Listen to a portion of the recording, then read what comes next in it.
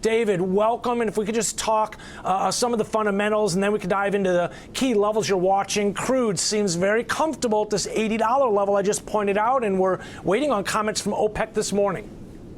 Yeah, we are. Good morning, Ben. Great to be here. Thanks for having me on the program. So, yeah, fundamentally, traders believe that the Federal Reserve, as you mentioned with Kevin, could finally stop hiking interest rates maybe this March, as economic indicators suggest that inflation is finally starting to come under control. Oil prices continue to climb on positive economic data, which is coming out of the United States, and expectations are that the hike today will be lower than previous ones, maybe down to the 1/4 point. I think that's what the consensus is. A couple other bullish factors I would throw in on the fundamental side are that the rising Chinese demand and growing geopolitical risks for the Middle East following reports of recent drone attacks and so on. I've commented in the past that a big part of the fundamental side of crude oil continues to be based upon China and its perceived economic future, not just the United States, but China's as well. So those are the main, for me, those are the main fundamental ideas that we're continuing to watch that keep crude in a very strong position. You know, David, as I look at it, and as you were saying that, it kind of came to mind the fact that, well, I'm going to get a chart here in just a second, but I want to show you that what we've seen in terms of crude oil was really the crude trading up to $80 pre-Russia's war on Ukraine. The spike that we saw, short-lived, and we've kind of just returned to those levels here. The, again, spring of, we're talking February, March of 2022. We're just below that level right now, again, at this $80 level. Talk to me, because you know, this actually what makes me think a little bit about you know, the determining factor here being China, right? Because you've got obviously some of the recession fears in the U.S., which have probably driven price down, but it's, again, seems to be waiting for more information, but China just has yet to provide that yet. There's been some uncertainty. Now, I do want to point to the other thing that I've been keeping a close eye on. I was just reminded of the fact that we had the AP employment report this morning. So I've been also saying the fact that the U.S. has managed to avoid recession, and the fact that the jobs conditions, labor conditions here in the U.S. remain very strong. I mean, we're not in a recession, and we all have jobs. Ultimately, I think that means that there's that underlying support or demand for crude products. Yeah, I mean, that's beautifully said. I think all of that plays into this well. You know, technically for us, for several months, our key level has been that if crude could close monthly above $75, that would keep it in a stronger position. And as you know, since November, the $75 level for several months now, going back to November, it has closed above 75, and we did close at around 70, I think it was $79.03 here in January. So far, we're staying above 75, and you mentioned in your opening that we had a swing down to 76 and change.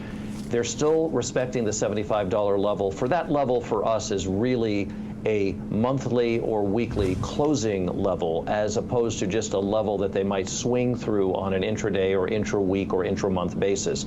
But on a closing basis, we think $75 is important, and that if we stay above 75, for us, Ben, in the technical world of the markets, we believe that indicates a move to $88 and then $91.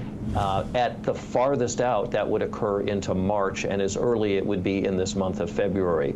So I do want to throw in, if we do get a surprise event, maybe a black swan event of some kind, which I'm not really expecting, but that's what makes them black swan events. If we close below $75, that definitely is a weaker position, and that would point to lower prices then, including $58 crude. Ouch. We're not in that position now, but we're just saying if they close below 75, that would change our outlook. There is, again, you know, if we look at the chart here real quick, a fair amount of reason to kind of be focused on that 75, 77 level. I sort of see that as the middle of the range that we've been establishing. Basically, if you look back, we're talking 83 of that upper extreme. I kind of just mentioned that, the November highs that we saw down to the $70 level. So we always talk about the significance in the middle of the range here, and if we can hold that level, again, kind of feeding into your price models there as far as retest that 85 level and potentially beyond.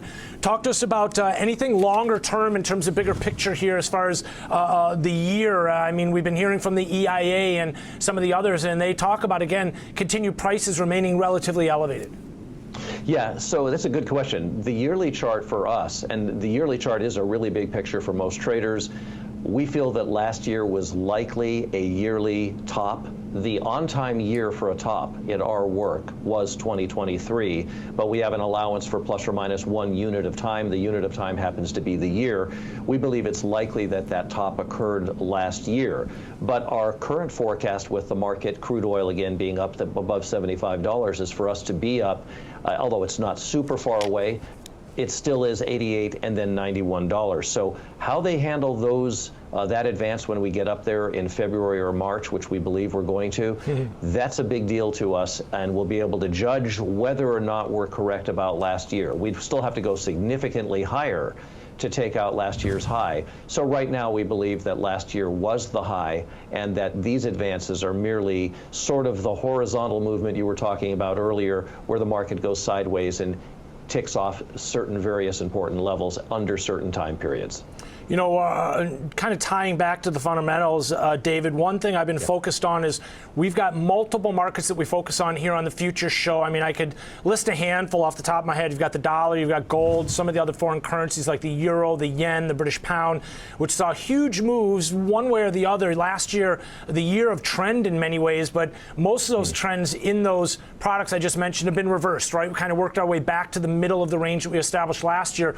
The one outlier here, well, rates, you could argue, still kind of above the middle of the range that we established last year, 10-year hanging out around 3.5, but the one outlier definitely crude. I mean, if crude were to return back to the middle of the range that we established last year, it'd be right around 100, and some of the other products, and in many ways the fundamentals, to your point, very supportive of that.